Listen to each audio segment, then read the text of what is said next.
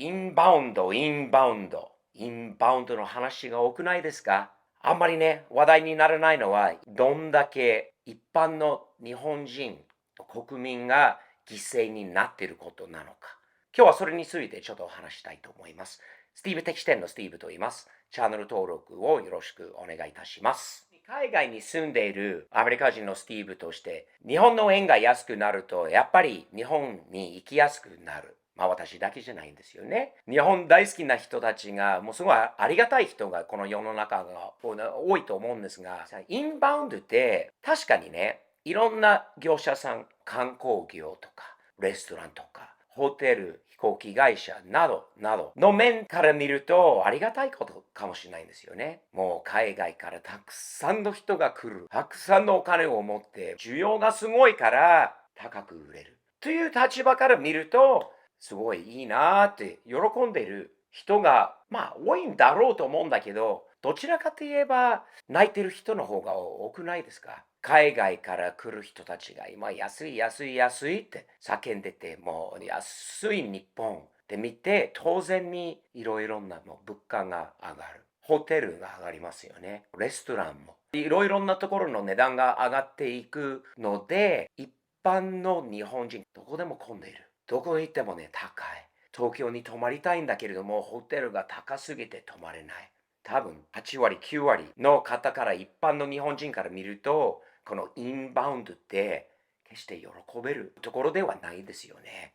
まあ、日本の好きなことわざがあるんだけれども、甘い言葉と暗い場所っていうのがあるんで、甘くインバウンド、インバウンド、インバウンド、優しく聞こえるんだけれども、裏にはどんだけ暗いところがあるのかということは考えてしまうんだよね。どんだけもう普通の人には痛いところはあるのかっていうことは、政府の対策としてはそこまで考えてないんだろうね。インバウンドって偉そうに言うけど、実は大して地元民の利益になってない。まあそういう今の事情だよね。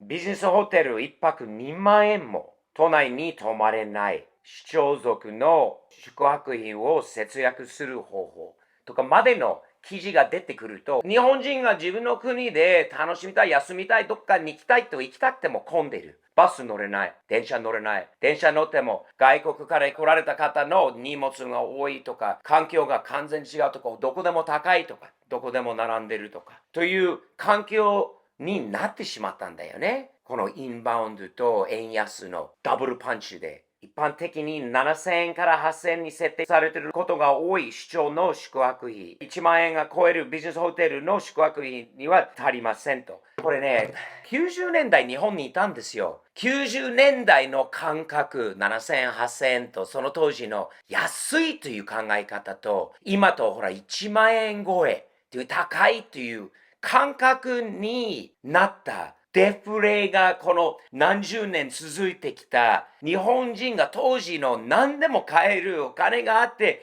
高いという感覚のない日本人になぜこうなったのか。まあ考えるとある意味ではアメリカと似てるところがあると思うんですよね。アメリカ人も犠牲になってるアメリカ人が多いです。もともと生産力のある国。アメリカもそう。日本もそう。物作る日本、物作って海外に輸出する。作ってるものがあったわけです。今は日本で作ってるものはまだもちろんありますが、海外の方に、中国の方に、東アジアとかメキシコとかいろんなところに流れてしまった企業、産業が多くないですか？そうすると今もとなってもともとね生産力のある国が完全に観光業の国に変わってしまった。だからこそ一般の人にはこのインバウンドはいいか悪いか利益になってるかなってないですよね。おかしいんですよね。もともと生産力のある国、もともと世界中にメイドインジャパンって売ってどんどん出してた国。その力のあった国がたった2、30年で観光業、インバウンドのための国になったことは非常に残念ですよね。日本の生産力のある当時は1万円超えるなんかは別に文句言ってる人があんまりいなかったような気がします。自分も日本にその時住んでたんで、1万円何万円だろうが、金のあった、元気な、もう力のあった日本人が多かった。今となって1万超えたら止まれない。これが高くなってる。インバウンドのためにこうなって、この話の中に巻き込まれた一般の人が、もうこれ非常に残念しか言えないんですよね。こうなってしまったことは。なぜこうなったんだろう。何の目的があるんだろう。アメリカもそうなんですよね。一般の人がね、もう住めない。家賃払えない。ものづくりがない。海外に完全に頼っている。持ってこないといけない。日本人がそれ日本国内で作らない限りは海外から持ってこなきゃいけない。円安はすごくいいかもしれないよ、ある意味では。でも逆に、一般の人から見ると、非常にね、良くないんですよ。海外からドル建てのものとか他の外為建てのものを輸入しなきゃいけないことになるため、手元にある円の価値がないわけ。だからこそ一般の人、本当にこうどうなってるのかって、ね、どうなってるのって残念ですね、本当に。築地のインバウンドぼったくり。これは非常に驚いた。ウニ丼、そして大トロ丼。美味しそうに聞こえますよね。6600円でございます。6600円。それでも外国人はそれ見て安い。その業者さんが悪いわけじゃないんですよね。理解できますよね。今日築地に行こうって。一般のサラリーマン行ける？行けないよ。混んでるし。どこに行っても6600円のウニ丼なんかは食べれないよね。この地区の業者さんはすごい儲かってるかもしれない。すごくいいかもしれないんだけど、そこから離れた一般のレストランに、この豊かなことが流れていってるの？田舎には行ってるの？海外の方が増えたかもしれないけど、一般の人にはプラスになってる？なってないような気がしますね。いつも言うんですけど、自分、もう日本大好きなんで、自分の周りの人たち日本大好き。なぜ好きなのかっていう中の背景には、日本人は優しいです。おもてなしの気持ちがあるんです。日本にウェルカムという。日本好き、日本をリスペクトするなら、日本へどうぞ、日本に来てくださいという気持ちが昔からある。でもね、このインバウンドが増えた。すごいことになってきたことで、そのウェルカムの気持ちが消えないと願ってます。ただ、なぜ一般の人がこのインバウンドを見て嫌になってるのか理解、できます。こういう話も最近ありますよね。インバウンド向けプラン、料金や高めに。外国人は全部安く感じるなら、プラス料金すればいいんじゃないかっていう話もあるんですけど、どうでしょうね。この一つの対策として。確かに、それね、その方がフェアじゃないかっていう、一般の人から見るとそうかもしれないけど、何言われるんだろうね、今度は。外国人にまた別の料金をチャージするかとか。あんまり気持ちよくないんですよね。外国人としても日本にいて、それがあると、どうなんだろう、そのおもてなしの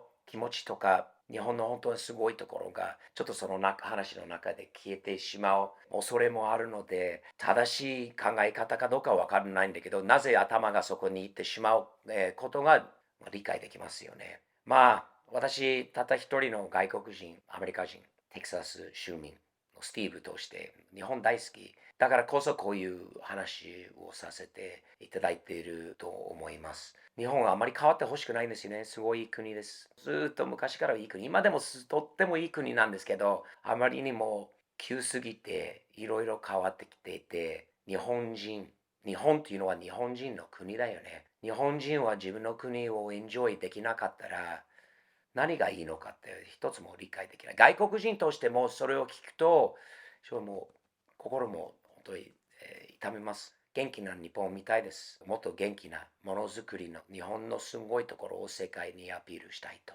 できる限りは私を応援いたします。スティーブ、適正のスティーブと申します。チャンネル登録の方をよろしくお願いします。そして Amazon と stevepob.jp で自分独自の商品がありますので、こういうキャップとパーカーなどのステッカーもいっぱいあるので、よかったらぜひチェックしてみてください。日本国内から発送する送料は無料なので、ぜひチェックしてみてください。日々前進前向きに頑張ってやっていきましょうね。アメリカと日本といい人たち頑張り屋のためにやっていきましょうね。よろしくお願いします。では失礼します。